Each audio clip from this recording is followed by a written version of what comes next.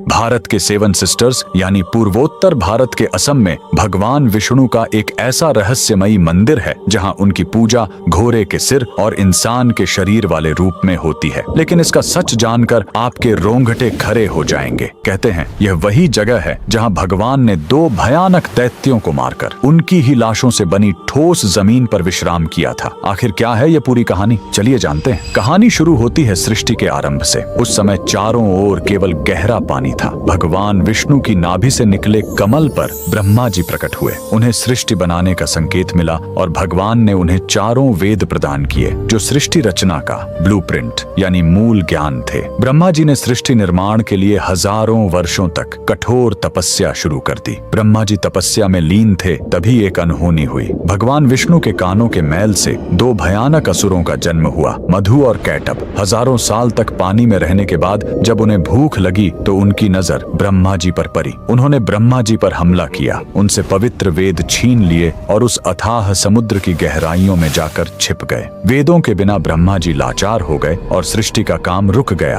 ब्रह्मा जी घबराकर विष्णु जी की शरण में गए, लेकिन समस्या बहुत बड़ी थी। मधु और कैटभ ने तपस्या करके देवी महाशक्ति से इच्छा मृत्यु का वरदान पा लिया था, यानी वे अपनी मर्जी के बिना मर नहीं सकते थे। तब वेदों को वापस लाने के लिए विष्णु जी ने हयग्रीव अवतार लिया। उन्होंने घोड़े का सिर इसलिए चुना ताकि उसकी तीक्ष्ण बुद्धि और सूंघने की शक्ति से वे समुद्र के उस घने अंधेरे में भी वेदों को खोज सके। भगवान हयग्रीव पानी के भीतर गए और असुरों से हजारों साल तक युद्ध किया, लेकिन वरदान के कारण वे मर ही नहीं रहे थे। अंत में भगवान ने अपनी माया से उन्हें मोहित किया और पूछा कि तुम्हारी मृत्यु कैसे होगी। असुरों ने अहंकार में शर्त रखी, हमें वहां मारो जहां पानी न हो, एकदम सूखी जगह। पूरी दुनिया में तो पानी ही पानी था। तब भगवान ने अपना विराट रूप धारण किया, अपनी विशाल जांघों को पानी से ऊपर उठाया और कहा, मेरी जांघें सूखी हैं, और वहीं उन दोनों का वध कर दिया। मरने के बाद उन विशालकाय दैत्यों के शरीर से जो भारी मेद यानी चर्बी निकली वो जम गई और उसी से यह ठोस धरती बनी। इसीलिए पृथ्वी को मेदिनी कहते हैं। युद्ध के बाद थके हुए भगवान हयग्रीव ने इसी नई बनी जमीन पर असम के मणिकूट पर्वत पर विश्राम किया। उन्होंने वेद ब्रह्मा जी को लौटाए और ज्ञान की पुनः स्थापना की। इसीलिए हयग्रीव भगवान को आज भी बुद्धि और तर्क का देवता माना जाता है। कमेंट में जय श्री हरि जरूर लिखें।